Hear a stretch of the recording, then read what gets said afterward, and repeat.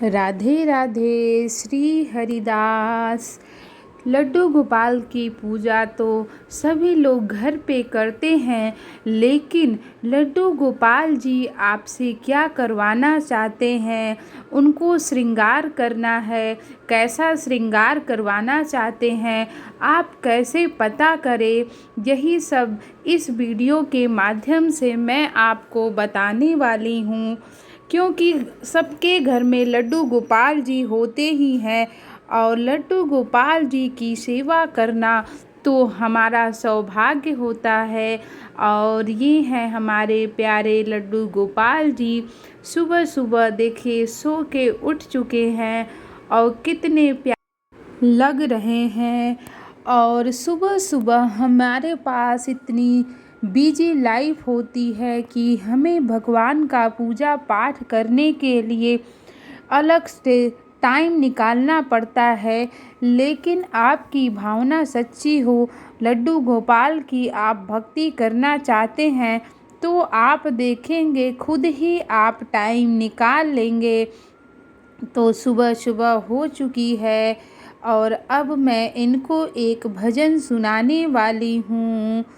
मन बसिया ओ कांधा, रंग रसिया ओ कांधा, पवन प्रभाती सबको जगाती, भौरे भी करते हैं गुंजन, पंख पसारे उड़े पखेरु, सिंधूरी सिंधूरी आंगन, मंगल मंगल सारा भुवन, इन चरणों में फूल चढ़ाने आई तेरी राधा मोहन। मन बसिया ओ कांधा, रंग रसिया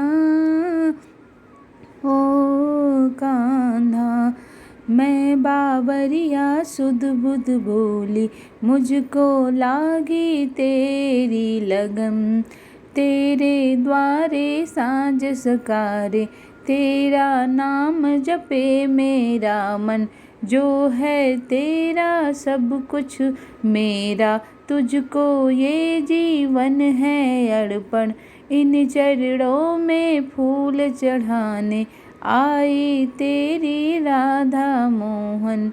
मन बसिया ओ कांधा, रंग रसिया ओ कांधा।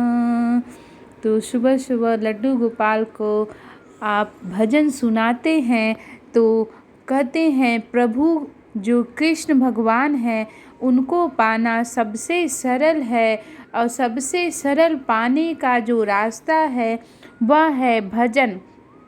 अगर आप कृष्ण भजन करते हैं, लड्डू गोपाल को कृष्ण भजन सुनाते हैं, तो हमारे लड्डू गोपाल जी बहुत ही ज़्यादा खुश होते हैं, क्योंकि वो हमारे जो प्रभु हैं सिर्फ प्रेम के भाव को समझते हैं और प्रेम के द्वारा ही उनको प्राप्त किया जा सकता है। अगर आपके शरीर में काम क्रोध मोह लोभ है तो आप कृष्ण भगवान को कभी प्राप्त नहीं कर सकते हैं। सबसे पहले तो आपको इन 5 चीज़ों को त्यागना पड़ेगा, तभी आप कृष्ण की भक्ति कर सकते हैं। क्योंकि लड्डू गोपाल जी हमारे प्यारे से छोटे से लल्ला है और वो तो सिर्फ प्यार और लाड ही जानते हैं।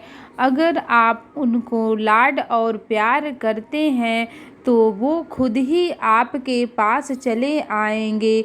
बस उनकी जो सेवा है थोड़ा सा आपको टाइम देना पड़ेगा, लेकिन उनकी सेवा आप करते जाएंगे। तो आज का जो विषय है वह ये है कि लड्डू गोपाल जी कैसा श्रृंगार कराना चाहते हैं, कैसे पता करें।